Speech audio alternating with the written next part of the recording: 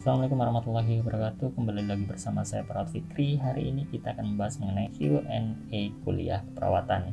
Jadi bagi kalian semua yang ingin melanjutkan pendidikan keperawatan, mungkin pertanyaan-pertanyaan ini dapat membantu kalian untuk memahami pendidikan keperawatan. Langsung saja kita masuk ke pertanyaan-pertanyaan tersebut. Pertanyaan pertama dari Gatra Zaki. Mau bertanya Kak, kalau jadi asdok itu gimana kualifikasinya? Mungkin asdok di sini adalah asisten dokter ya. Jadi rekan-rekan sekalian, kalau kalian ingin bekerja di praktek dokter swasta, itu tidak ada kualifikasi khusus. Asalkan kalian perawat, entah itu lulusan D3 atau S1 dan memiliki surat izin untuk melakukan praktek, maka kalian bisa bergabung dengan praktek dokter swasta. Karena memang kebanyakan di praktek dokter swasta itu lebih banyak kegiatan administratif biasanya.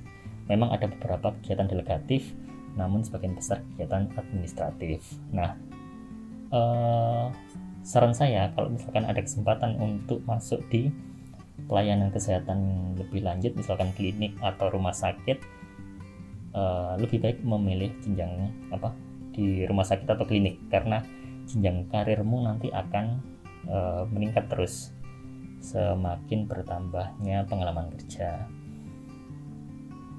Nah itu ya. Jadi tapi kalau memang belum ada kesempatan karena memang keterbatasan lapangan kerja di rumah sakit dan klinik, maka untuk mengisi waktu luang kamu bisa juga bergabung di praktek dokter swasta.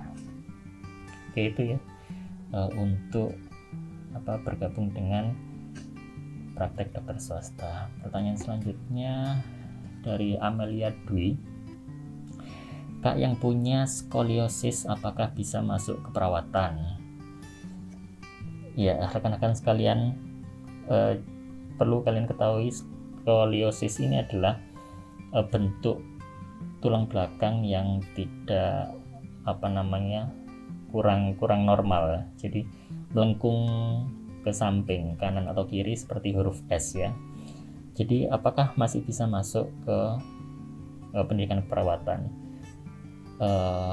Rekan-rekan sekalian, ketika kalian ingin jadi seorang perawat, maka salah satu pekerjaan yang dihandle oleh perawat adalah pekerjaan mobilisasi, memindahkan pasien dari tempat tidur ke kursi roda, dari tempat tidur berdiri, dari tempat tidur ke tempat tidur juga, begitu juga sebaliknya. Maka ada pekerjaan-pekerjaan kasar atau pekerjaan berat yang dilakukan oleh perawat ketika bertugas di pelayanan kesehatan.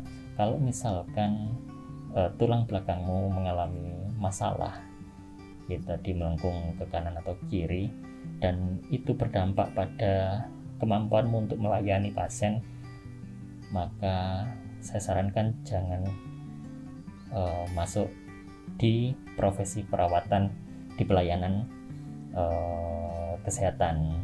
Tetapi ketika kamu mengambil pendidikan keperawatan, ada tempat lain yang bisa diambil, yaitu menjadi pengajar atau peneliti. Nah, itu bisa diambil sebagai seorang perawat. Tetapi memang pada dasarnya perawat itu basic sebagai seorang perawat adalah melayani pasien. Nah, untuk keluhan seperti ini kalian bisa berkonsultasi lagi di tempat pendidikan, apakah kondisimu itu masih dapat melakukan pelayanan atau tidak, karena memang ketika kita melihat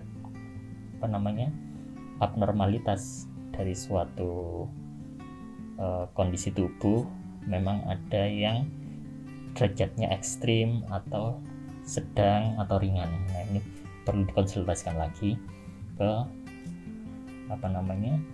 tempat pendidikan, apakah masih mampu atau tidak. Begitu ya untuk mengenai skoliosis. Tapi itu tadi perlu kalian ketahui bahwa kegiatan perawat salah satunya adalah pekerjaan berat atau melakukan aktivitas memobilisasi atau melakukan angkat dan angkut. Pertanyaan selanjutnya dari Cah Santri. Kak, kalau dari profesi nurse lanjut kuliah ke kedokteran bisa nggak? Pertanyaan ini Jadi sudah kuliah kuliah keperawatan, terus ngambil profesi nurse, terus ingin jadi dokter.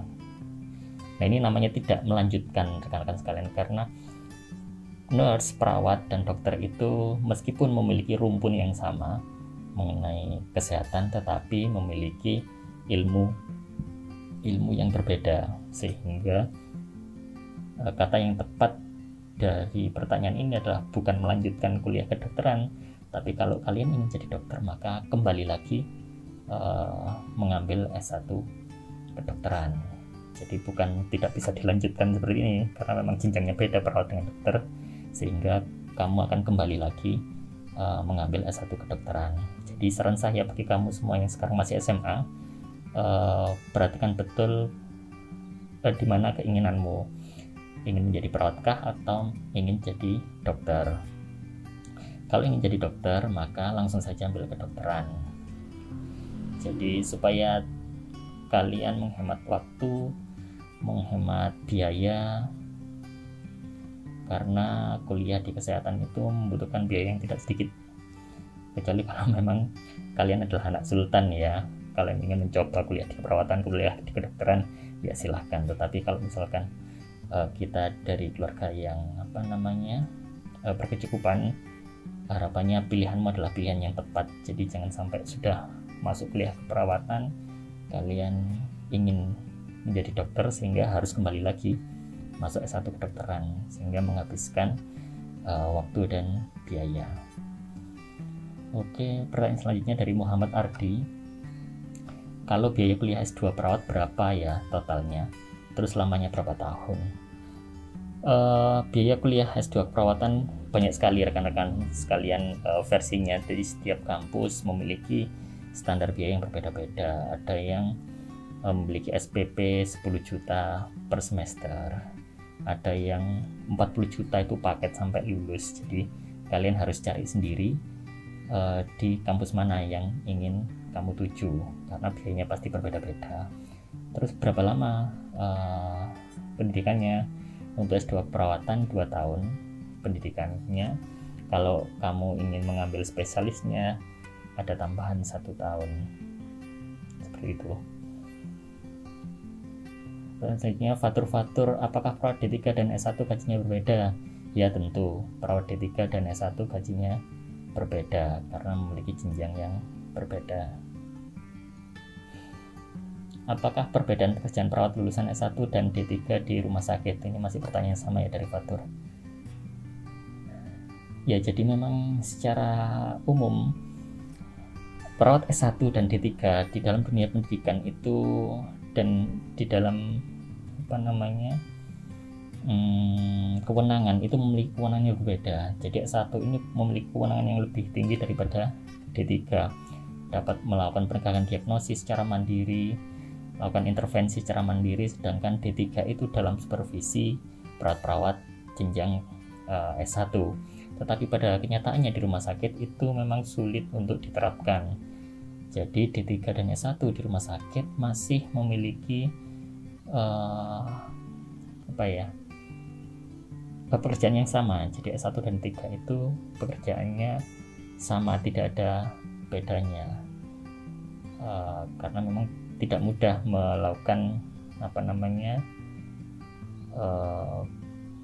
perbedaan pekerjaan di dalam dunia profesional untuk sekarang ini. Tidak tahu nanti ke depan, semoga harapannya bisa dapat direalisasikan. Tetapi memang sampai sekarang S1 dan D3 di dunia pekerjaan itu tidak ada perbedaan pekerjaan, meskipun dalam pendidikan, dalam peraturan memang seharusnya ada perbedaan antara S1 dan D3, yaitu S1 melakukan supervisi terhadap D3 dan D3 memiliki kewenangan terbatas, tidak penuh seperti S1.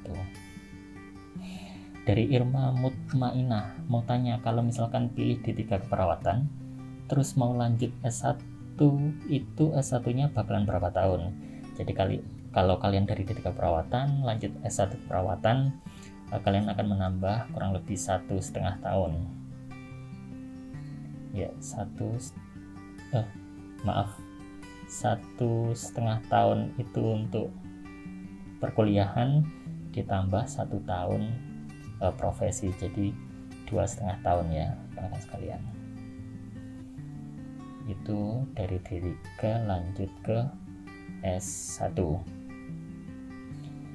Farhan Bagiat, Kak, kalau dari SMK apa bisa masuk kuliah keperawatan? Jadi rekan-rekan sekalian, sekarang itu mulai terbuka kuliah keperawatan.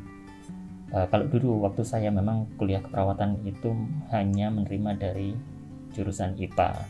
Namun sekarang banyak pendidikan keperawatan yang membuka jenjang non-IPA. Bahkan dari SMK, IPS, teknik, akuntansi itu ada yang sudah mulai buka. Sehingga kalian harus mencari tahu di institusi-institusi pendidikan keperawatan tersebut yang membuka pendidikan keperawatan non IPA, karena tidak semua instansi pendidikan keperawatan itu membuka yang non IPA. Ada juga yang bertahan di IPA, ada yang juga sudah membuka IPS, akuntansi, SMK. Nah itu sudah ada yang membuka. Jadi kalian harus mencari informasi di tempat penyelenggaranya. Jadi ada saya pernah cari tahu dan memang ada yang membuka dari SMK, teknik, IPS atau akuntansi. Selanjutnya Yunita Anis, Kak, kalau misalkan gigi berantakan kira-kira bisa nggak keterima di fakultas keperawatan? Rekan-rekan sekalian, memang pada dasarnya keperawatan itu kegiatan memberikan pelayanan kepada pasien. Memang lebih diutamakan juga penampilan fisik itu juga diutamakan, sehingga sampai sekarang memang saya belum pernah lihat perawat yang giginya berantakan sekali.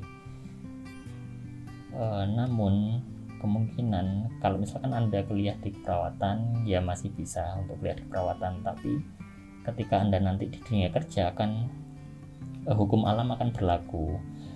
Rumah sakit, klinik-klinik akan mencari, kalau milik kamu yang memiliki kekurangan fisik memiliki kemampuan yang sama dengan yang tidak memiliki kekurangan fisik, maka tentu stakeholder rumah sakit, klinik dan sebagainya akan memilih yang tidak memiliki kekurangan fisik.